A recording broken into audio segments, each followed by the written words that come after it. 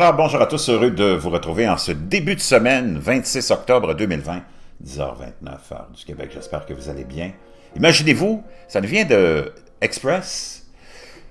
On a finalement résolu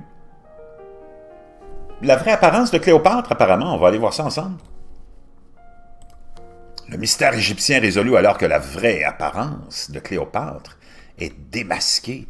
Les historiens de l'Égypte seront à jamais fascinés par Cléopâtre, notamment à cause des mythes sur son apparence, mais un expert pense qu'il sait exactement à quoi elle ressemblait. Je vais vous laisser naturellement, comme toujours, le lien dans la boîte de description. Il y a une vidéo que vous pourrez visionner. Cléopâtre était le dernier dirigeant actif du royaume. Et après sa mort, en 30 avant Jésus-Christ, le pays est devenu une province de l'Empire romain. Sa beauté a assuré son immortalité. Et elle est depuis lors une icône de la culture pop de l'égyptomanie. Au 20e siècle, elle a été jouée par, naturellement, tout le monde s'en rappelle, pour les plus vieux comme moi, par Elizabeth Taylor, alors qu'Hollywood racontait l'histoire de sa liaison avec Marc-Antoine, qui était interprété par Richard Burton dans le film Cléopâtre. Malgré la réputation de beauté frappante, l'apparence réelle de Cléopâtre fait toujours l'objet de débats. Lorsque la Society of Antiquaries of Newcastle upon Tyne a trouvé une pièce d'elle, le professeur Kevin Butcher a rappelé à quel point elle avait l'air simple, voire astucieuse, et avait une espèce de hauteur en forme de crochet.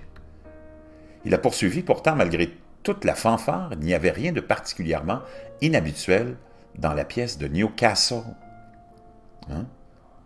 Il y a beaucoup de pièces de monnaie avec le portrait de Cléopâtre sur elle, et elle répète généralement les mêmes caractéristiques qui semblaient étonner les journalistes. Un nez proéminent, un front incliné, un menton pointu et des lèvres minces et des orbites creuses. Le mystère égyptien résolu sur son apparence. Cléopâtre a longtemps été considérée comme une figure de beauté, et elle est ici représentée par Lily Langtry. Ces portraits de pièces de monnaie, aussi surprenants qu'ils soient pour ceux qui ont grandi avec une Cléopâtre hollywoodienne, sont les seules images que nous ayons d'elle.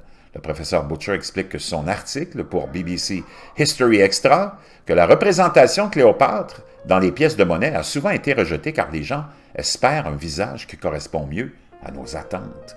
Il ajoute que certains affirment que ces portraits peu convaincants étaient l'œuvre d'artistes non qualifiés. Cependant, il a de mauvaises nouvelles pour les sceptiques. Le professeur Butcher ajoute cependant, il n'y a aucune raison de penser que ces portraits de pièces sont faux. À l'époque, une approche des verrues et toute du portrait était en vogue dans le monde méditerranéen. Il semble que l'image de Cléopâtre ne faisait pas exception à cette tendance. Des caractéristiques telles que des nez larges ou des mentons déterminés ont peut-être été légèrement exagérées, mais uniquement parce que ces caractéristiques étaient les attributs les plus reconnaissables de l'individu représenté. En ce sens, il se voulait réaliste. Les portraits en pièces de monnaie du père de Cléopâtre, beaucoup plus rares que ceux de Cléopâtre elle-même, le montrent avec un nez prédominant et un front incliné. Donc, ces caractéristiques physiques pourraient bien n'avoir été des traits de famille. Cléopâtre représentée ici sur une pièce. Wow! Ces amants ne correspondent pas non plus aux conceptions populaires modernes. Jules César a un cou plissé et maigre et cache sa tête chauve avec une couronne et le menton en saillie et le nez cassé d'Antoine. D'Antony ne ressemble pas aux traits de Richard Burton. Le professeur Butcher, co-auteur de la métallurgie de la monnaie romaine en argent, de la réforme de Néron à la réforme de Trajan, souligne que les pièces ont également été frappées dans divers endroits.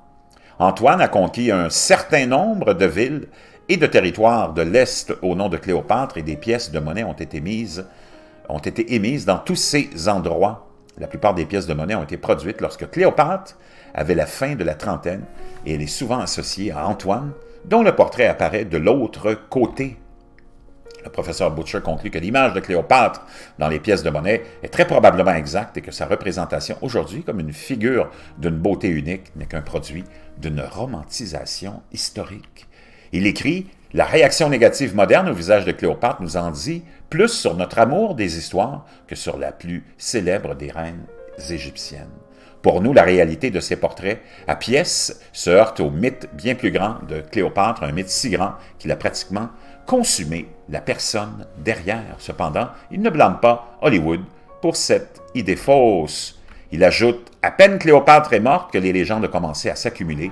En 31 avant Jésus-Christ, elle et son amant Antoine avaient été vaincus par leur rival Octavian et l'année suivante, ils se sont suicidés en Égypte.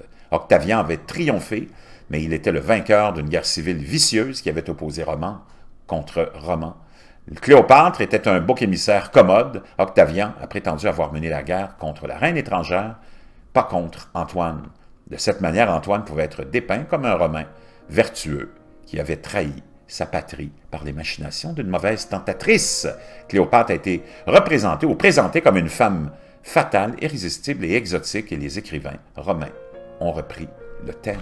Donc, vraiment fascinant. Peut-être une femme plus ordinaire qu'on le pensait. Je vous laisse ça dans la boîte de description.